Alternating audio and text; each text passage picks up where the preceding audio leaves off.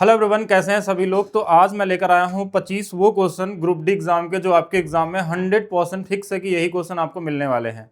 और जो क्वेश्चन का डेटा आपको मिला है थोड़ा थोड़ा चेंज करके हमने यहाँ पे दिया कि एग्जैक्ट सेम डेटा नहीं दिया जा सकता, लेकिन क्वेश्चन का जो टाइप है यही आपके एग्जाम में मिल रहे हैं। यानी आने वाले जो भी एग्जाम है, जिनका एग्जाम बचा हुआ है, अगर ये 25 क्वेश्चन पढ़ लेते हैं तो ये 100% है कि वो ग्रुप डी के एग्जाम में 25 में 25 सही करके आएंगे, या इस टाइप के 2-2 3-3 क्वेश्चन और लगा के जाएंगे तो बड़े आसानी से क्वेश्चन कर सकते हैं। किसी शिफ्ट में क्वेश्चन क्या हो रहा है कि बड़ा इजी डेटा पे दे रहा है और किसी शिफ्ट में कैलकुलेटिव दे रहा, लेकिन टाइप नहीं बदल रहा, टाइप यही आने वाले हैं। तो क्वेश्चन देखते हैं और इनको कैसे एग्जाम में आपको लगाना है वो तरीका भी हम लोग समझेंगे साथ में, कि कैसे आप स्पीड में लगा सकते हैं। एग्जाम में टाइम भी साथ में आपको बचाना है। क्वेश्चन अगर आपको टाइप पता चल गया तो टाइम कैसे बचाएंगे, दोनों चीज आपको समझना होगा।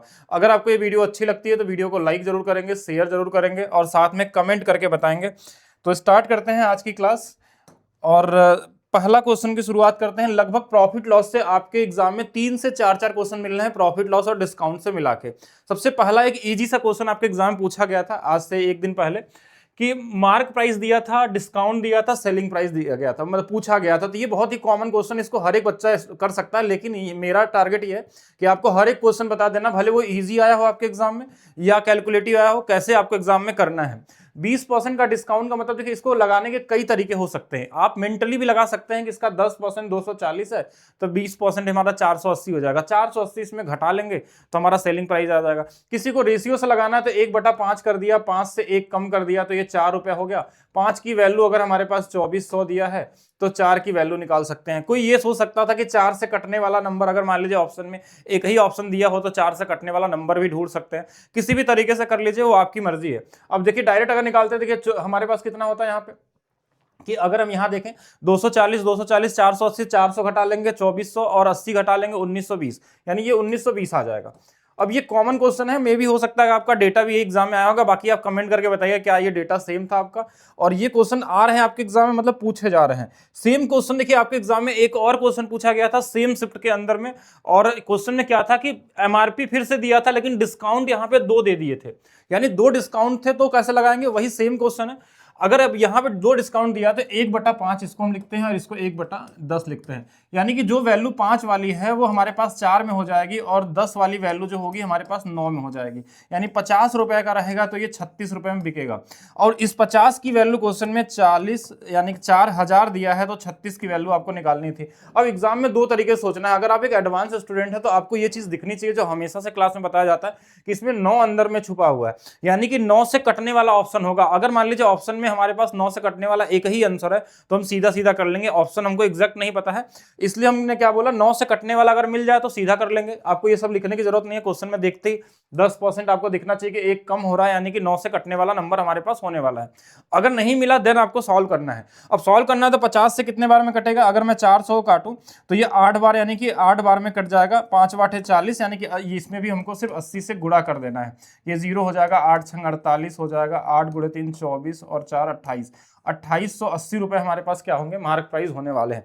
बाकी एक चीज का ध्यान देना है कि अगर 9 से कटने वाला है, और हो सकता है किसी शिफ्ट में ये नंबर थोड़ा मुश्किल हो जाए, तो वहां पे ये 9 की डिविजिबिलिटी रूल बड़ा आसान कर देगी आपके क्वेश्चन को इजी बनाने में।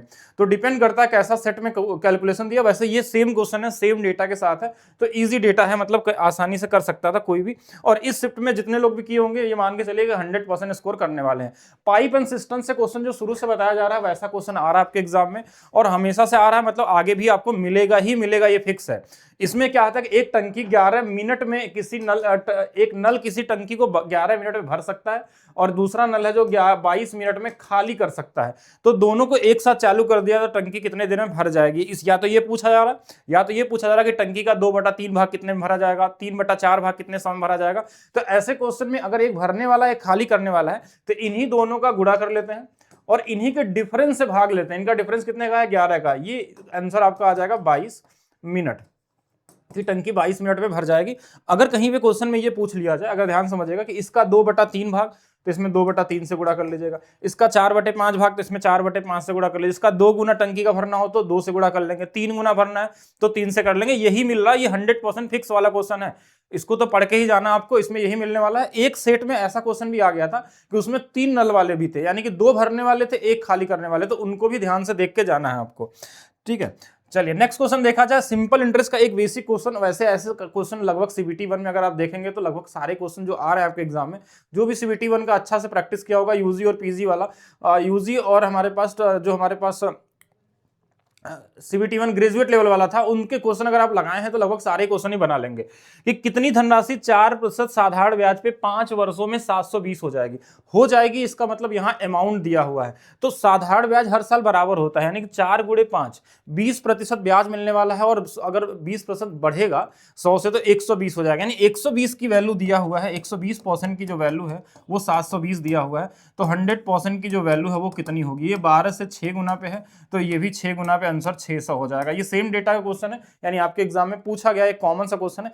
कोई इस तरीके से भी लगा सकता था कि ये 20% जो हो रहा है तो 1/5 होता है, यानी 5 वाली वैल्यू 6 हो रही है। 5 की वैल्यू हमारे पास, देखिए 6 की वैल्यू हमारे पास दिया था 720, तो 5 की वैल्यू हमको निकालना था जो 600 हो जाता किसी भी तरीके से। वैसे तो ये मेंटली लगाने वाला क्वेश्चन, इसमें लिखने की जरूरत नहीं थी। 120 की वैल्यू दिया था, आपको 100 की वैल्यू निकालनी है। अगर एक कॉमन क्वेश्चन भी लिख के लगाना पड़ रहा तो फिर आप कहीं ना कहीं बहुत सारे लोगों से पीछे हैं। यहाँ समझने के लिए हम लोग देख लेना, लेकिन ऐसा क्वेश्चन आपको यूजी लेवल वाले में कई सारे क्वेश्चन दिए गए थे, अनुपात बना के भी निकाल सकते हैं। किसी भी तरीके से सोच लीजिए, आपकी मतलब स्पीड से लगना चाहिए। ओवरऑल आपका टारगेट यही होना चाहिए कि हमको अगर ऐसा क्वेश्चन मिलता है तो 3-4 सेकंड के अंदर हमारा आंसर मिल जाना चाहिए किसी भी तरीके से। और बहुत सारा डेटा ऐसा सेट किया जाता है ना कि आसानी से कट भी जाते हैं, तो उनको भी साथ में ध्यान देना है आपको। चलते हैं आगे नेक्स्ट की तरफ। नेक्स्ट चलने से पहले मैं बता दूं सभी लोगों को, सबसे पहले तो मैं धन्यवाद करना चाहता हूं कि पिछले लगभग मैं 1 साल से ऑनलाइन क्लासेस स्टार्ट किया था। इससे पहले भी बहुत सारी क्लासेस मैंने लिए, लेकिन 1 साल से मैंने अपना maths by DP sir official app start किया था, और 1 साल के अंदर हमारे पास लगभग 1 लाख से ज्यादा बच्चों ने एप्लीकेशन डाउनलोड किया। आज से 2 दिन पहले मतलब 1 लाख डाउनलोड हमारे पूरे हुए, यानी कि एप्लीकेशन में पढ़ने वालों की संख्या लगभग 1 लाख बच्चे हैं, जो किसी न किसी कोर्स में पढ़ते हैं या किसी न किसी फ्री क्लासेस में पढ़ते हैं, जो भी किसी भी तरीके से एप्लीकेशन का यूज कर रहे हैं या टेस्ट दे रहे हैं। और इसके उपलक्ष्य में हमने 50% को ऑफ कर दिया है सभी के सभी कोर्स पे। और आप लोगों को पता होगा कि कोर्स की प्राइस भी हम लोगों की बहुत मिनिमम होती है। जैसे रेलवे का जो ट्रिक वाला बैच का प्राइस था वो 21 रुपए था, अभी 50% यानी ये वाला कोड लगाते हैं तो इस पे भी 50% का ऑफ मिल जाएगा। यूपीएसआई का बैच हो, रेलवे फाउंडेशन बैच हो, अगर 2026 का ग्रुप डी का टारगेट करना है, एनटीपीसी का टारगेट कर रहे हैं, तो रेलवे फाउंडेशन बैच आया हुआ है 3, और उसमें आप पढ़ के भी आप चाहें तो उसमें भी 50% का ऑफ ले सकते हैं। आने वाले 1 से 2 दिनों के लिए 50% हर एक कोर्स पे कर दिया गया है। वो प्राइस 200 का हो तो भी 50% है, 100 का है तो भी 50% है, जो भी प्राइस इतने की सब पे 50% का ऑफ है। तो एप्लीकेशन आप डाउनलोड कर सकते हैं, maths by DP sir official app, जहां पे आपको DP50 का कूपन कोड लगाना है, जिससे 50% का ऑफ मिल जाएगा। इसके साथ साथ मैंने अपने बुक्स पे भी आपको 40% का ऑफ करवा दिया है, 25 से दिसंबर से लेकर 31 दिसंबर तक के लिए। अब इस बुक का जो लिंक होगा ना वो एप्लीकेशन में मैं आपको दे दूंगा। एप्लीकेशन यानी एप्लीकेशन में तो लिंक ऑलरेडी पड़ा हुआ, लेकिन साथ में हम आपको इस वीडियो के डिस्क्रिप्शन में भी लिंक दे देंगे अमेजन का, जहां से आप 40% का डायरेक्ट आपको डिस्काउंट मिल जाएगा। इसके लिए कोई कोड लगाने की जरूरत नहीं होगी। जैसे इसमें मेरी एक बुक आती है मैथ्स का रहस्य, जो लोग पढ़े होंगे उनको पता होगा मैथ्स का रहस्य का बुक एक ऐसी बुक है जिसमें हर चैप्टर का topic wise type wise tricks दिए गए हैं, और साथ में उनके कितने टाइप के क्वेश्चन आते हैं। अगर इस बुक से कोई भी बच्चा अगर एग्जाम के 10 दिन पहले पढ़ के जाता है तो लगभग सारे क्वेश्चन आपको मिल जाते हैं, क्योंकि उस टाइप के अलावा कोई क्वेश्चन मिलता नहीं है। इसके अलावा एसएससी की जो बुक आती है हमारी, जिसके अंदर में type wise chapter wise mathematics का हिंदी अंग्रेजी दोनों लैंग्वेज में मिल जाती है, जो आप लिंक पे क्लिक करेंगे वहां पे आपको दिख जाएगा। ये 4 दिन का ऑफर है, इस पे 40% का ऑफ मिलने वाला है, एक मिनिमम प्राइस में आपको बुक मिल जाएगी। हम चलते हैं नेक्स्ट क्वेश्चन की तरफ। एक क्वेश्चन ये पूछा गया था, एक इजी क्वेश्चन, मीन प्रोपोर्शन क्या होगा? तो मीन प्रोपोर्शन भी पूछा जा रहा है एक शिफ्ट में, एक ही मतलब शिफ्ट के अंदर में, और साथ में थर्ड प्रोपोर्शन भी पूछा गया था एक ही शिफ्ट के अंदर में। यानी कि आपका प्रोपोर्शन वाला टॉपिक जो होगा, समानुपात वाला, इसको जरूर पढ़ के जाना। ये क्वेश्चन आपके एग्जाम में मिल रहे हैं। और मीन प्रोपोर्शन के लिए हमारे पास क्या होता है कि जो दो संख्याएं दी होती है, इन दोनों का हमको गुणा करके वर्गमूल निकाल लेना होता है, बस इतना ही हम करते हैं।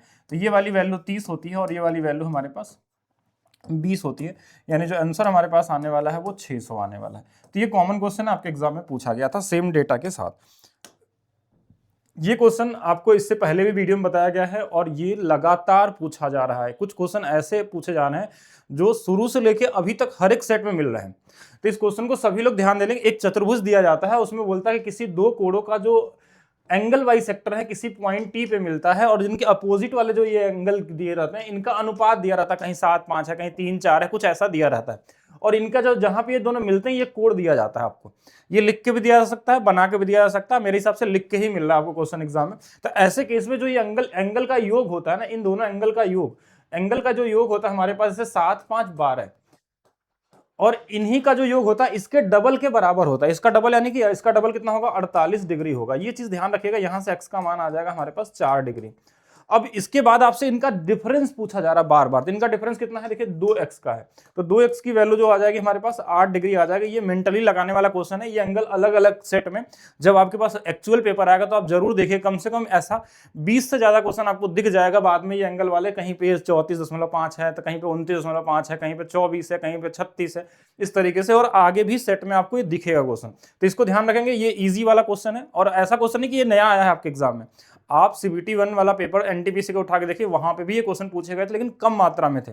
यहाँ पे ज्यादा से ज्यादा आपको दिख रहा है ग्रुप डी के अंदर में।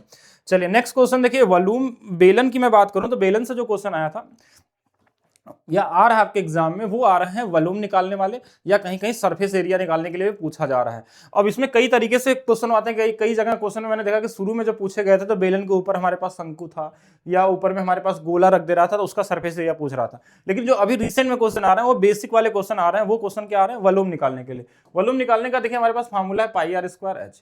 अब पाई की वैल्यू जो होती है 22/7 होती है। अब यहाँ व्यास दिया था क्वेश्चन में जो पूछा था आपके एग्जाम में, तो इसका रेडियस 6 होगा, तो 6 का स्क्वायर 36 हो जाएगा। h की वैल्यू 10.5 है।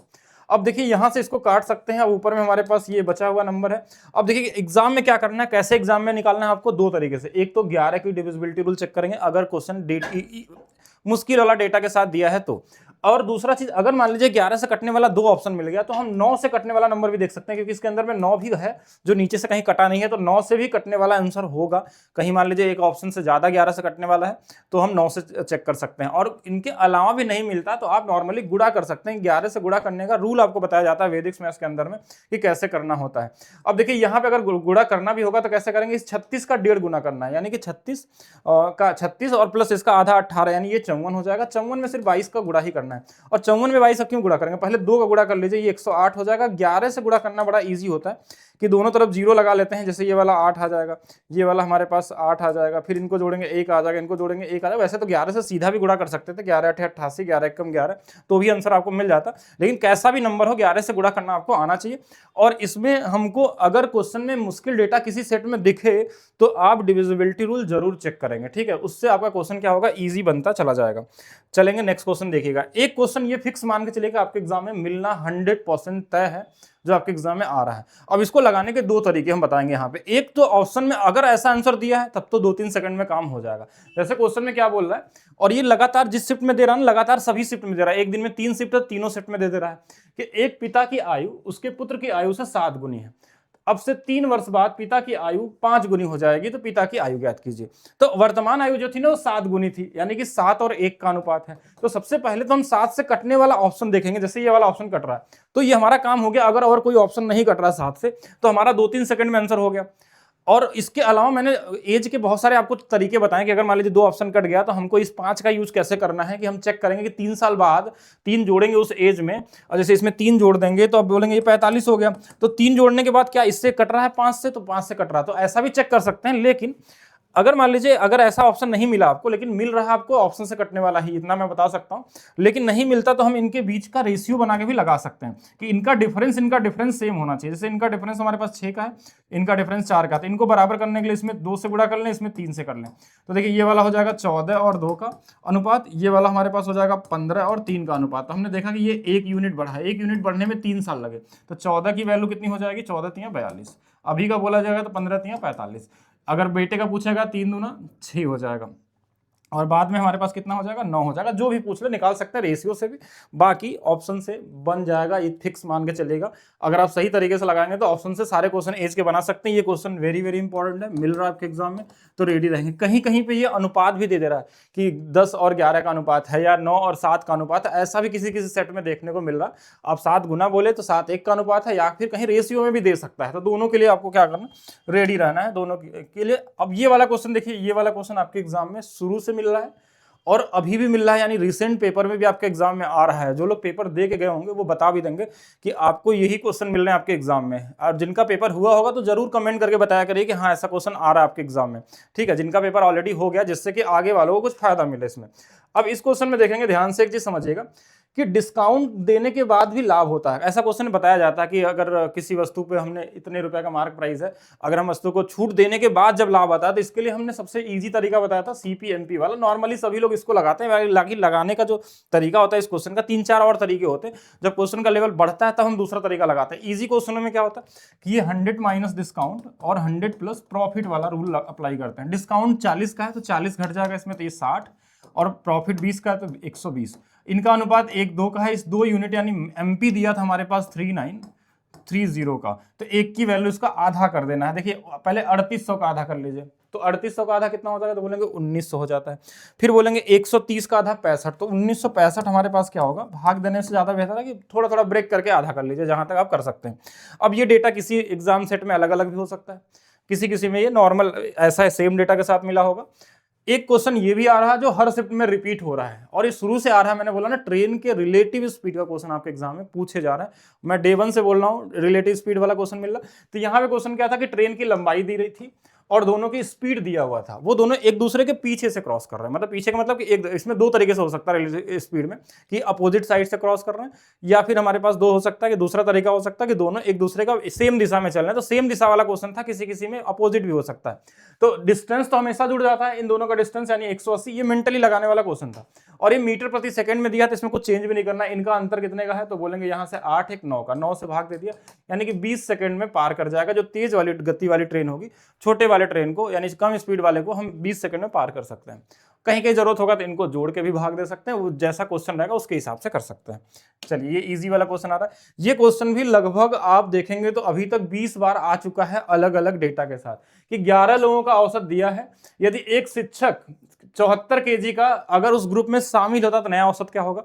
या इसी क्वेश्चन को उल्टे तरीके से भी पूछ रहा किसी किसी सेट में, कि एक शिक्षक को शामिल होने के बाद इसका औसत इतना बढ़ गया, तो शिक्षक का वजन कितना होगा या वेट कितना होगा। तो ये कॉमन क्वेश्चन है। देखिए हम क्या बोलते हैं कि अगर हमारे पास 50 kg वेट है, अगर इससे ज्यादा कोई वेट लेके आएगा तो औसत बढ़ेगा। पहले तो इस 50 से ज्यादा लेके आ रहा है, बोलेंगे कितना ज्यादा लेके आ रहा है ये यहाँ से, तो 24 ज्यादा लेके आ रहा है। तो ये जो 24 है ना, ये सभी लोगों में बराबर बराबर बांटना होता है। तो पहले 11 लोग थे, एक लोग और आ गए, यानी 12 लोगों में बटेगा। अगर टीचर शामिल हुआ तो टीचर को भी काउंट करना है आपको। तो ये औसत 2 से बढ़ जाएगा और ये कितना हो जाएगा हमारे पास, 52 हो जाएगा। अब ये जरूरी नहीं कि ये मैंने डेटा हमको एग्जैक्ट नहीं पता था, इसलिए मैंने यहाँ पे ये रखा कि आसानी से कट जाए।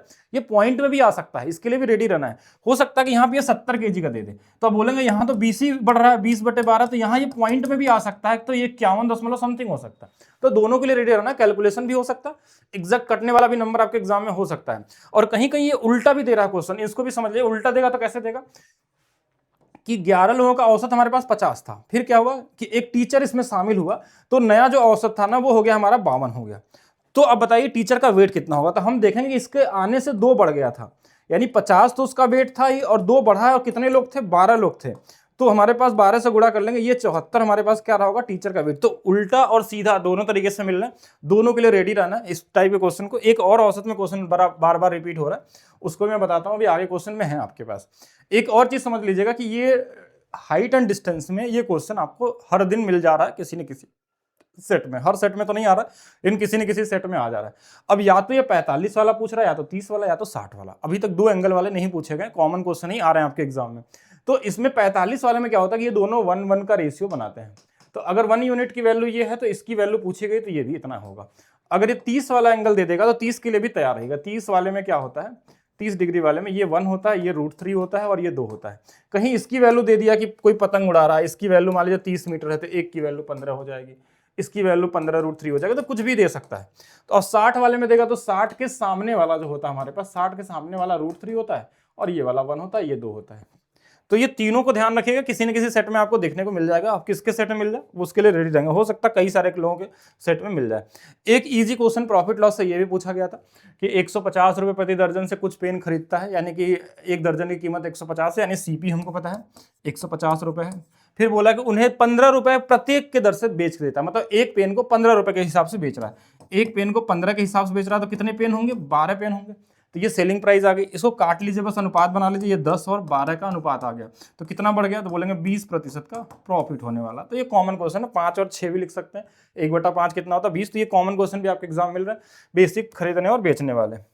एक और क्वेश्चन देखिएगा, ये वो क्वेश्चन है जो 27 नवंबर से लेके अभी तक, यानी जब तक आपका एग्जाम हो रहा, हो सकता है आज भी किसी का जिस समय मैं पढ़ा रहा हूं एग्जाम हो रहा, ये लगभग आपका एग्जाम में मिल ही रहा है।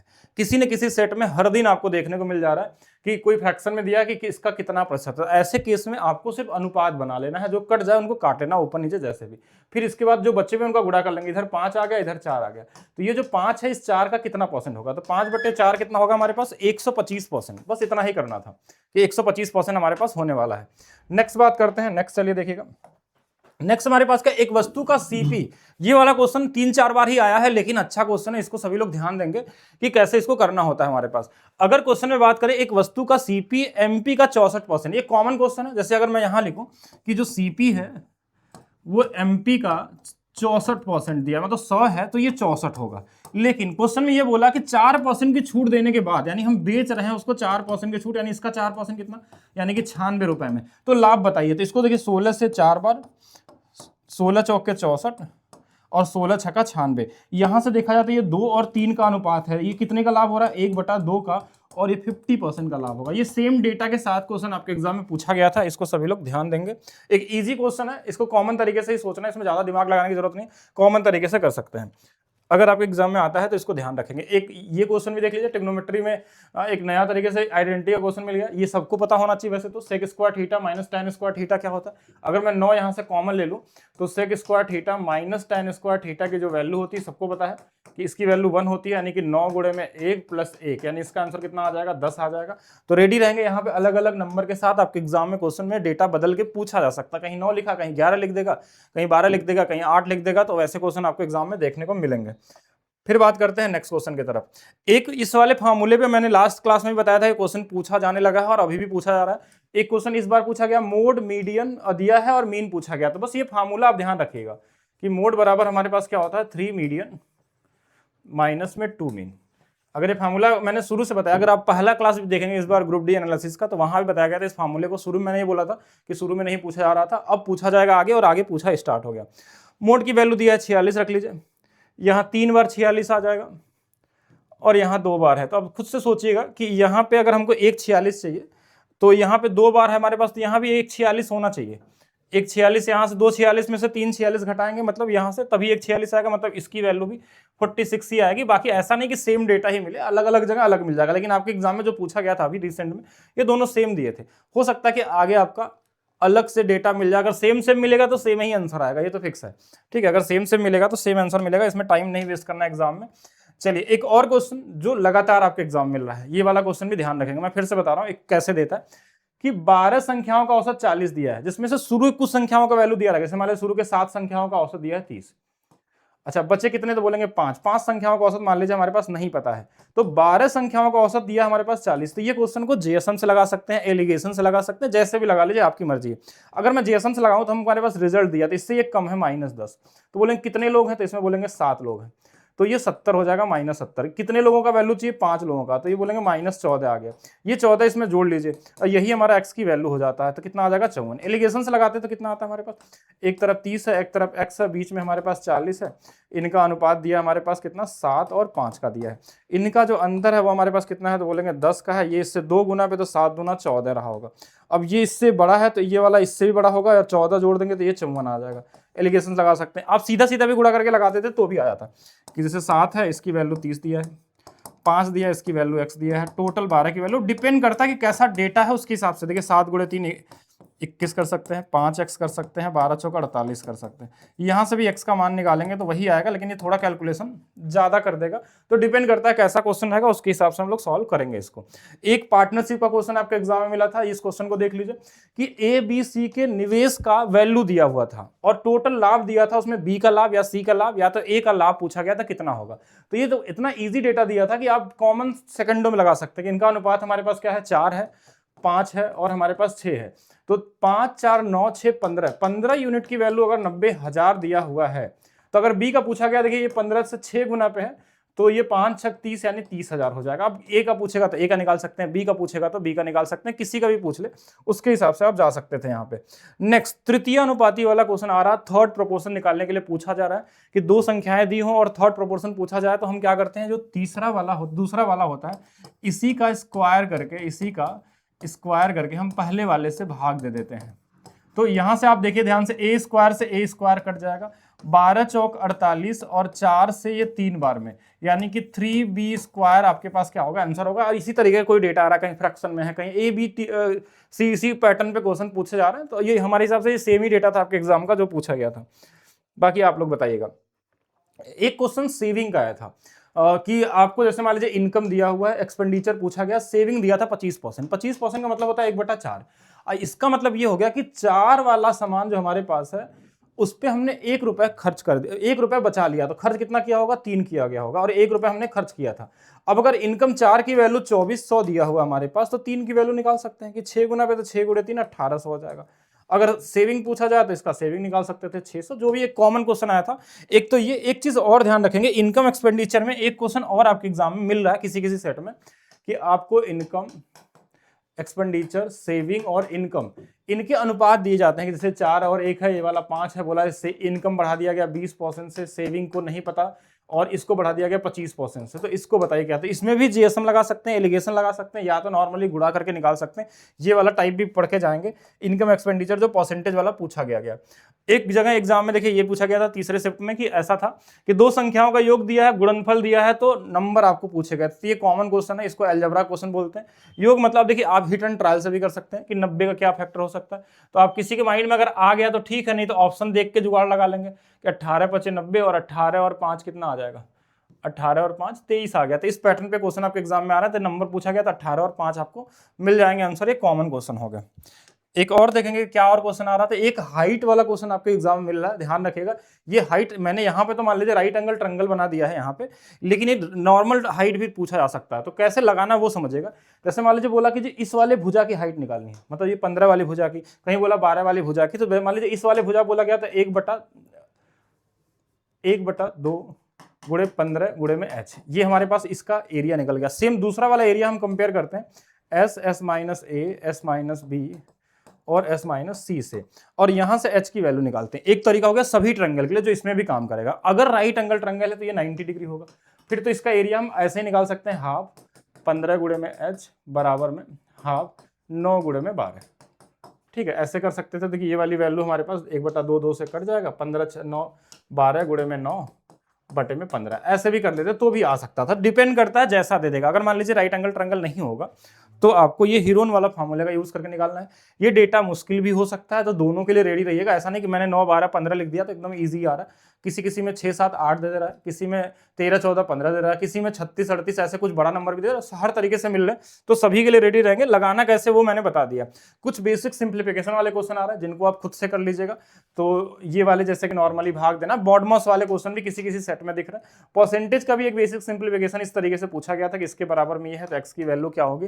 तो ये वो 25 क्वेश्चन थे जिनको अगर आप पढ़ रहे हैं, और सेम इसी टाइप के क्वेश्चन आप 3 3 4 4 बना के चले जाइए, जो टाइप का आपको बताया गया है।